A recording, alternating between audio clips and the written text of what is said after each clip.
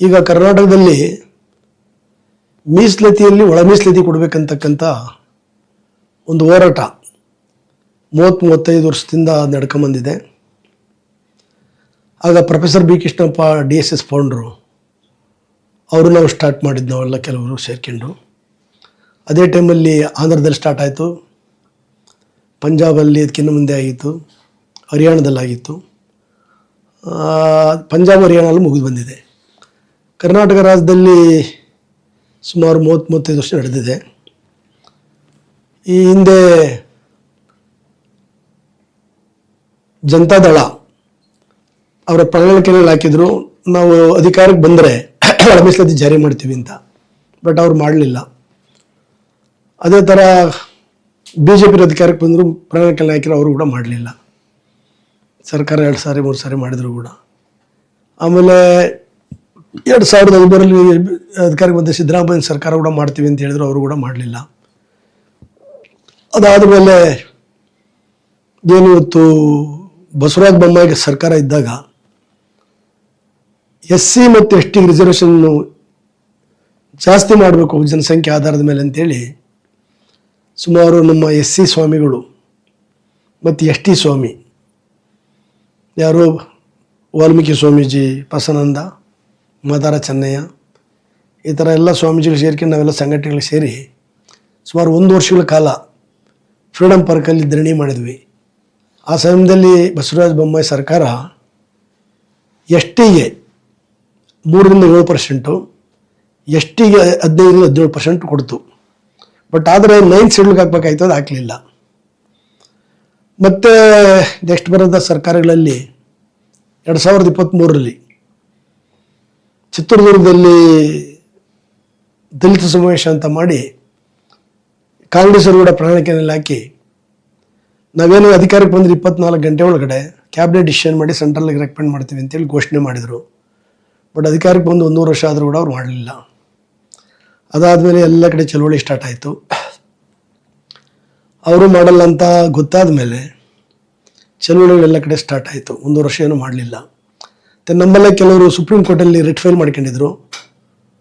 ಅದು 2024 ಆಗಸ್ಟ್ 1ನೇ ತಾರೀಕು 7 ಜನ ಇದ್ದಂಥ ಜಡ್ಜು 7 ಬೆಂಚು ಜಡ್ಜ್ಮೆಂಟ್ ಮಾಡಿದ್ರು, ಒಳ ಮೀಸಲಾತಿ ಕೊಡೋದು ಆ ರಾಜ್ಯಕ್ಕೆ ಅಧಿಕಾರ ಇದೆ, ನೀವು ಕೊಡಿ ಅಂತೇಳಿ. ಆದರೆ ಸಿದ್ದರಾಮಯ್ಯನ ಕ್ಯಾಬಿನೆಟ್ ಮತ್ತು ಸಿದ್ದರಾಮಯ್ಯರು ಸ್ವಾಗತಿಸಿದ್ರು. ಅದನ್ನ ಆಂಧ್ರ CM ಸ್ವಾಗತಿಸಿದರು, ತೆಲಂಗಾಣ CM ಸ್ವಾಗತಿಸಿದರು. ಮತ್ತು ಅದಾದಮೇಲೆ ಸ್ವಲ್ಪ ದಿನದಲ್ಲೇ ತೆಲಂಗಾಣ ಆಂಧ್ರದಲ್ಲಿ ಜಾರಿ ಮಾಡಿದರು. ಆದರೆ ಕರ್ನಾಟಕದಲ್ಲಿ 1.5 ವರ್ಷ ಆದರೂ ಕೂಡ ಇವರೇನು ಮಾಡಲಿಲ್ಲ. ಮತ್ತೆ ಎಲ್ಲ ಕಡೆ ಚಳುವಳಿ ಸ್ಟಾರ್ಟ್ ಆಯಿತು. ಆ ಕಾರಣದಿಂದ ಮತ್ತೆ ಮೊದಲಿಗೆ ಕರ್ನಾಟಕದಲ್ಲಿ SM ಕೃಷ್ಣ ಮತ್ತು ಧರ್ಮಸಿಂಗ್ ಗೌರ್ಮೆಂಟ್ ಇದ್ದಾಗ ಸದಾಶಿವ ಆಯೋಗನ ಅವರೇ ಮಾಡಿದರು, 12 ಕೋಟಿ ಕೊಟ್ಟು. ಬಟ್ ಅದನ್ನು ಒಪ್ಕೊಳ್ಳಲಿಲ್ಲ. ಅದಾದಮೇಲೆ BJP ಗೌರ್ಮೆಂಟಲ್ಲಿ ಏನು ಮಾಧುಸ್ವಾಮಿ ಕಮಿಟಿ ಮಾಡಿ ರೆಕಮೆಂಡು, ಅದು ಕೂಡ ಒಪ್ಕೊಂಡಿಲ್ಲ. ಮತ್ತು ಸಿದ್ದರಾಮಯ್ಯ ಸರ್ಕಾರದಲ್ಲಿ ನಾವು ಮೋಹನ್ ದಾಸ್ತು ಸಿಂಗಲ್ ಕಮಿಟಿಯನ್ನು ಮಾಡಿ ವರದಿಯನ್ನು ತಗೊಂಡ್ರು. ನಾವು ಮೋಹನ್ ದಾಸು ಹೆಚ್ಚು ಕಡಿಮೆ ಒಂದು ಅಥೆಂಟಿಕ್ ಆಗಿ ವರದಿಯನ್ನು ಕೊಟ್ಟಿದ್ರು 5 ಭಾಗವಾಗಿ.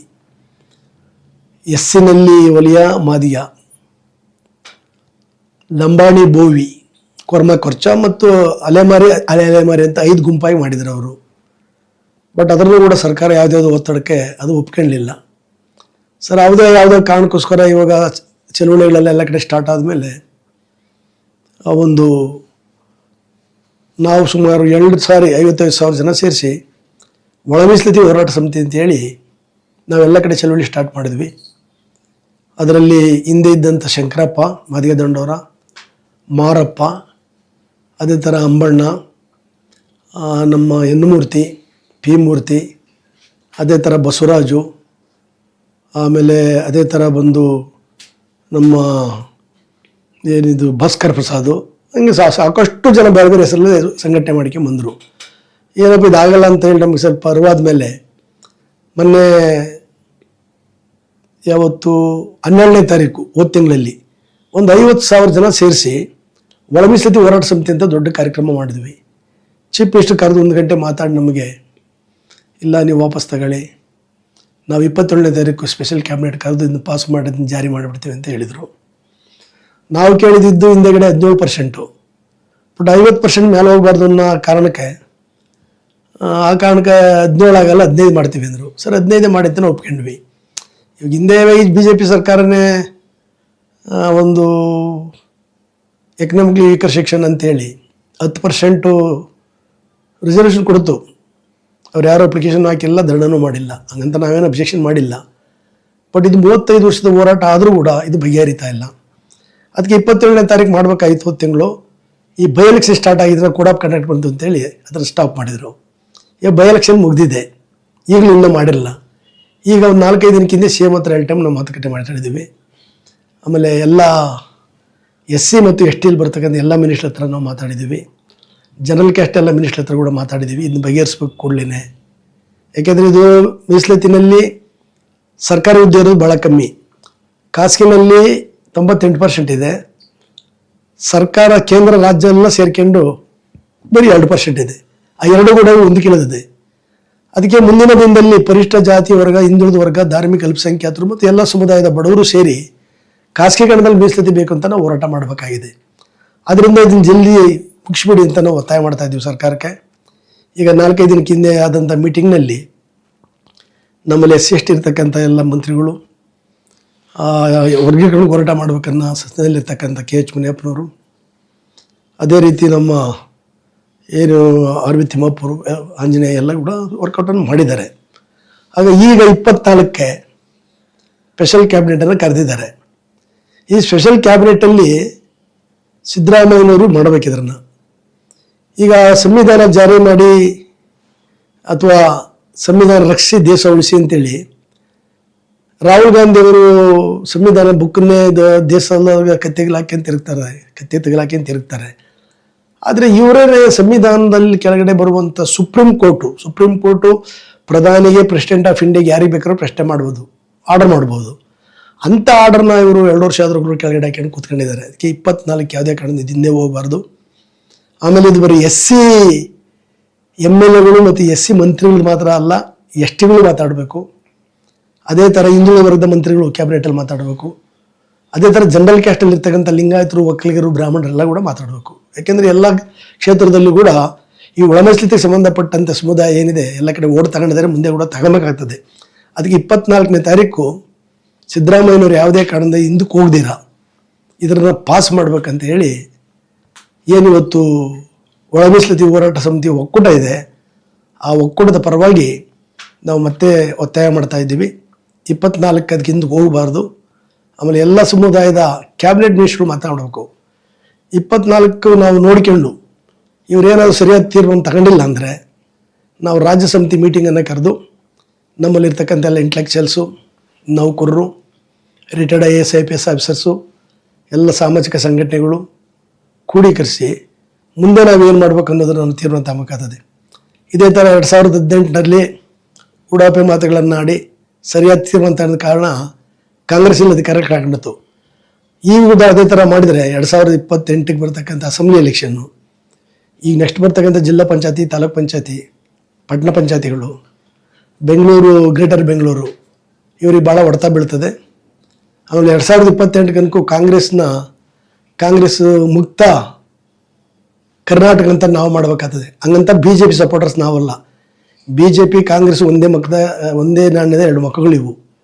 ಹಾಗಾಗಿ 28ಕ್ಕೆ ಇದನ್ನು ಮಾಡಲೇಬೇಕು. ಅದಕ್ಕೆ ಕರ್ನಾಟಕ ರಾಜ್ಯಕ್ಕೆ ಸಂಬಂಧಪಟ್ಟಂಥ ಯಾರ ಪರ ಇರೋದ ಇಲ್ಲ. ಇದು SL ಬರ್ತಕ್ಕಂಥ ಮೇಜರ್ 4 ಕಮ್ಯುನಿಟಿ, ಒಂದು ಮಾದಿಗ, ಒಲಿಯ, ಲಂಬಾಣಿ, ಬೋವಿ, ಕೊರ್ಮ, ಕೊರ್ಚ. ಈ ವೀಕ್ಗಳ ಎಲ್ಲರಿಗೂ ಡಿವೈಡ್ ಮಾಡ್ಬೇಕನ್ನೋದೇ ಹೊರತು ಬೇರೆ ಏನಿಲ್ಲ. ಈಗ ಭಾಳ ಜನ ಹೇಳ್ತಾರೆ ಒಗ್ಗಟ್ಟು ಹೊಡಿತದೆ, ಒಗ್ಗಟ್ಟು ಹೊಡಿಯಲ್ಲ, ಎತ್ತರದ ಹೊಡೆಯಲ್ಲ. ಒಂದು ತಂದೆಗೆ 4 ಜನ ಮಕ್ಕಳಿದ್ರೆ 4 ಎಕರೆ ಜಮೀನಿದ್ರೆ 1 ಎಕರೆ ಕೊಟ್ಟರೆ ಈಕ್ವಲ್ ಆಗಿರ್ತದೆ, ಅವ್ರು ಒಗ್ಗಟ್ಟಾಗಿರ್ತಾರೆ. ದೊಡ್ಡ ಮಗ 3 ಎಕರೆ ತಗೊಂಡು 2.5 ಎಕರೆ, ಇನ್ನು 1.5 ಎಕರೆನ ಅರ್ಧ ಎಕರೆ ಹಂಚಿದ್ರೆ ಅಣ್ಣತಮ್ಮಂದಿರಲ್ಲಿ ಒಡಕ್ ಬರ್ತದೆ. ಮುಂದೆ ಖಾಸಗೀಕರಣದಲ್ಲಿ ಹೋರಾಟ ಮಾಡ್ಬೇಕಾದ್ರೂ ನಾವು ಇದೇ ಇರಬೇಕು. ಕೆಲವು ಬುದ್ಧಿಜೀವಿಗಳು ಇವತ್ತು ಅಂಬೇಡ್ಕರ್ ಸಂವಿಧಾನ ಏನು ಹೇಳ್ತದೆ ಅಂದರೆ ಯಾರಿಗೆ ಅವಕಾಶ ಇಲ್ಲ ವಂಚಿತರು ಅವ್ರಿಗೆ ಅವಕಾಶ ಮಾಡ್ಬೇಕಂತ ಇದೆ. ಅಷ್ಟೇ ಅಲ್ಲ, ಹಂಚಿ ತಿನ್ನುವುದು ಮತ್ತು ಸಮ ಬಾಳು, ಸಂವಿಧಾನ ಜಾರಿ ಎಲ್ಲ ಹಂಚಿ ತಿನ್ನೋದು ಇದು ಅಂಬೇಡ್ಕರ್ ಬುದ್ಧನೂ ಅದ. ಇಲ್ಲ ಕೆಲವರೇ ತಿನ್ನು ನಾವು ಉದ್ಧಾರ ಆಗ್ಬೇಕಿನ್ನು ಉಳಿದವರೆಲ್ಲ ಹಂಗೆ ಇರ್ಬೇಕನ್ನೋದು ಇದು ಮನುವಾದ. ಅದರಿಂದ ಇಂಥದಕ್ಕೆ ಸಿದ್ದರಾಮಯ್ಯನವರು ಅವಕಾಶ ಕೊಡಬಾರ್ದು. 1902ರಲ್ಲಿ 50% ನಾನ್ ಬ್ರಾಹ್ಮಣ್ಸ್ಗೆ ರಿಸರ್ವೇಷನ್ ಕೊಟ್ಟಾಗ ಕೊಲ್ಲಾಪುರದ ಮಹಾರಾಜರು ಭಾಳ ಇರೋದು ಸೌತ್ ಇಂಡಿಯಾದಲ್ಲಿ. ಆದರೆ ಅವ್ರು ಕೇರ್ ಮಾಡಲಿ ಇಂಪ್ಲಿಮೆಂಟೇಷನ್ ಮಾಡಿದ್ರು. ಅದರಿಂದ ಇವತ್ತು ನಾನ್ ಬ್ರಾಹ್ಮಣ್ಸ್ಗೆಲ್ಲ ರಿಸರ್ವೇಷನ್ ಇರೋದು. 1921ರಲ್ಲಿ ಮೈಸೂರು ಮಹಾರಾಜರು 75% ರಿಸರ್ವೇಷನ್ ಕೊಟ್ಟಿರಲಿ ಲಿಂಗಾಯತರಿಗೆ, ಒಕ್ಕಲಿಗರಿಗೆ, SC ST ಬ್ಯಾಕ್ವರ್ಡ್ ಮೈನಾರಿಟಿಗೆಲ್ಲ. ಅವತ್ತು ಭಾಳ ಇರೋದಾಯಿತು. ಆದರೆ ಅವ್ರು ಇಂಪ್ಲಿಮೆಂಟೇಷನ್ ಮಾಡಿದರು. ಅದರಿಂದ ಇವತ್ತು ಒಕ್ಕಲಿಗರು, ಲಿಂಗಾಯತರು, ಬ್ಯಾಕ್ವರ್ಡ್ಗೆ SC ST ಕೂಡ ಅವಕಾಶ ಆಗಿದೆ.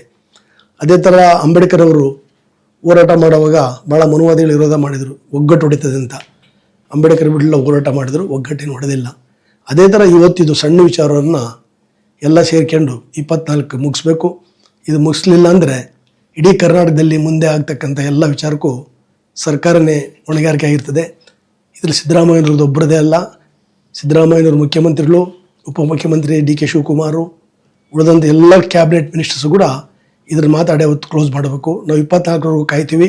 ಇಡೀ ಕರ್ನಾಟಕದಲ್ಲಿರ್ತಕ್ಕಂಥ ಯಾವುದೇ ಲೀಡರ್ಸು ಇಂಡಿವಿಜುವಲಾಗಿ ಯಾರ ಬಗ್ಗೆ ಮಾತಾಡಬಾರ್ದು, ಟೀಕೆ ಟಿಪ್ಪಣಿಗಳು ವೈಯಕ್ತಿಕವಾಗಿ ಮಾತಾಡಬಾರ್ದು, ಕೆಟ್ಟ ಭಾಷೆಗಳನ್ನು ಬಳಸಬಾರ್ದು. 24 ಆದಮೇಲೆ ನಾವು 26ಕ್ಕೆ ಮೀಟಿಂಗ್ ಕರ್ಕೊಂಡಿದ್ದೀವಿ ಬೆಂಗಳೂರಲ್ಲಿ.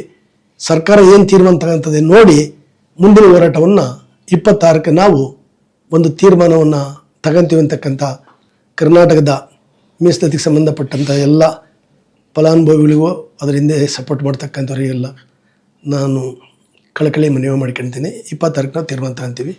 ಧನ್ಯವಾದ. ಜೈ ಭೀಮ್, ಜೈ ಭಾರತ್, ಜೈ ಕಾಂಚಿರಾಮ್, ಜೈ ಪ್ರೊಫೆಸರ್ ಕೃಷ್ಣಪ್ಪ, ಜೈ ಸಂವಿಧಾನ.